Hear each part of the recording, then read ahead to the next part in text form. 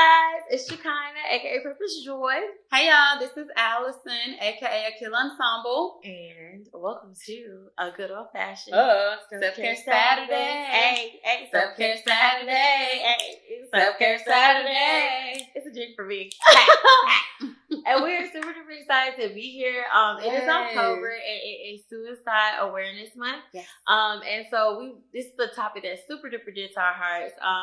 We believe that everyone has a purpose here. We believe everybody has a reason for being here. And so trying to make sure we empower others and teach others to make sure that they can lean on that belief and understand their belief to help push them through those rougher days and kind of see a positive future and just a positive light at the end of their tunnel. Yes. So basically, to give you some facts around suicide, it is the second leading cause of death amongst people within this age group. Okay, so that means like our 18 to 35 and things like that. It's not minority specific or a certain race specific at all. Like, don't think that that's what that is.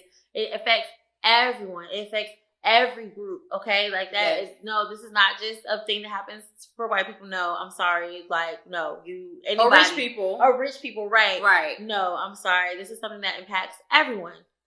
So what we want to do is make sure that you are aware of different tools and things to make sure that you are provided with the type of support that you need to be successful against these thoughts, situations. If you or your loved one is struggling with that, that's what today is for, to provide you with that support. Yes, and to help us provide you with that support, we have our lovely Tashee Brown for the Crisis Center of Birmingham. She helped us at our Reset Mixer and gave us some talks about suicide prevention and who to call and what to do with that. And she was so good that we decided to bring her on for our Self-Care Saturday today. Yes. I'm super excited. And without further ado, Tashee Brown. Hello, my name is Tashee. I'm a prevention educator and youth services coordinator with the Crisis Center in Birmingham. So it's towards the end of September, and we're wrapping up the end of Suicide Prevention Awareness Month. So during this time and every day, it's important for us to talk a little bit more about what we can do to help or reach out to our friends that might be having some of those thoughts of suicide or suicidal ideation. So we already know that many people struggle with suicidal thoughts on a daily basis, but not many people actually know where they can go for supportive resources or how they can get help. Suicide is the second leading cause of death for young people ages 10 to 20. And that statistic continues to be a problem as long as stigma is something that continues to be in the way of young people and adults feeling comfortable to reach out for help. So it's important for us to talk more about suicidal thoughts and ideations to end that stigma, and also so that people can know exactly where they can go or what to do to provide resources for a friend of theirs they're feeling worried about that have disclosed those thoughts of suicide. So it's important for us to know a little bit more about those warning signs of suicide. So maybe you have a loved one that you're starting to notice something is a little off. Maybe they're not acting like themselves. Maybe that loved one has disclosed feelings of hopelessness or feeling worthlessness. Maybe a loved one of yours has talked about loss of interest in things they usually love to do. Maybe they're talking a little bit more about death and dying or asking questions about it.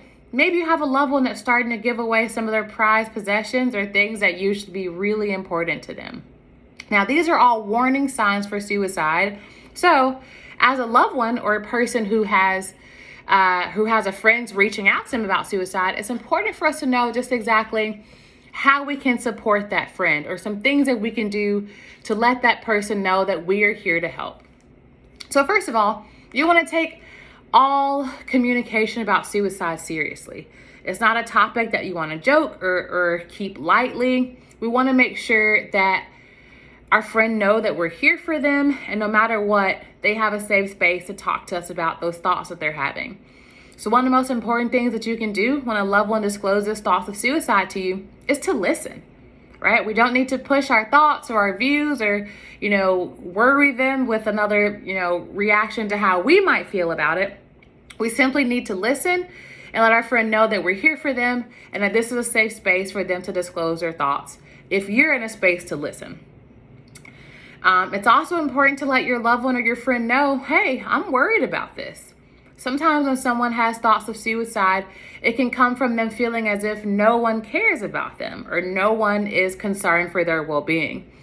So addressing that to your friend or your loved one, by saying, hey, I'm worried about this and I want to make sure we work together to get you some help, helps your loved one to know that they're not dealing with their thoughts of suicide alone.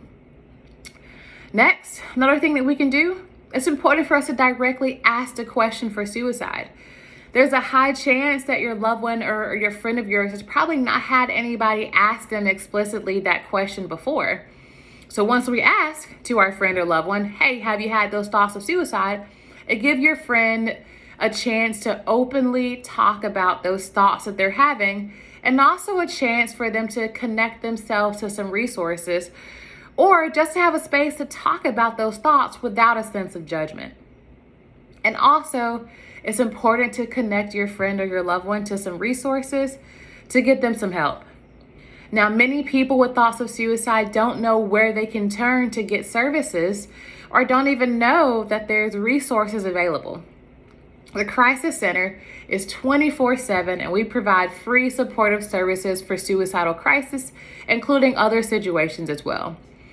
We have a 24/7 crisis and suicide hotline that runs every day, all day, holidays and seasons. Nothing is exempt. Our volunteers are trained and they're ready to listen. They're not afraid of the word suicide. They want to be an open ear, non-judgmental ear to connect someone to hope and resources where possible. The 24/7 crisis suicide hotline number is 205-323-7777. In addition to our crisis and suicide hotline, we also answer the 1-800 National Suicide Prevention line as well, which is 1-800-323-2777, or 2955. That suicide prevention line is 24/7, again, all days of the year. And if you aren't able to reach a volunteer at the Crisis Center, it will continue to roll until someone at a nearby crisis hotline can answer and take that call. In addition to the 24/7 crisis hotlines, we also have a hotline that is text-enabled, made specifically for kids and teens, that is called the Utah Hotline. Utah Hotline runs from 3 p.m. to 10 p.m. Again, you can call or text. And young people are paired with a trained peer volunteer who's a high school or college age volunteer who's trained and ready to listen.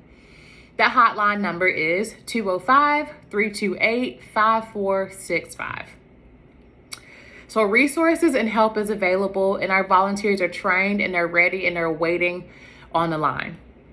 We have absolutely no idea what anybody is going through. All we see is what someone feels comfortable enough to disclose and share with us on the outside view. The amount of stigma and judgment that is surrounded around thoughts of suicide continues to leave people battling and suffering alone. We have a chance to reduce that stigma by creating safe environments to help our friend or loved ones when they disclose thoughts of suicide. And also, please know that you are not alone. If you are struggling with thoughts of suicide or suicidal ideation, reach out. Talk to a friend of yours. Call our hotline. We're available 24/7 because hope is always on the line. Thanks. That was awesome. Thank you so much, Tashee, for sharing information with us, invaluable information. Yes. I think that was phenomenal. Yes, I agree. Like, I learned so much in a little bit amount of time. Like, thank you so much. You did a great job. We appreciate you. That concludes our Self-Care Saturday. Also, y'all be on the lookout. We got some stuff up our sleeve for the end of the year, per usual. So just meditate, think about it, Mm-hmm. We're coming to you with some things. Right. Maybe another mixer, maybe not. Who knows? But anyway, we appreciate you. We value you. Thank you so much for the support and things like that. And we will catch you guys next time. Y'all have an awesome day. Bye. Bye.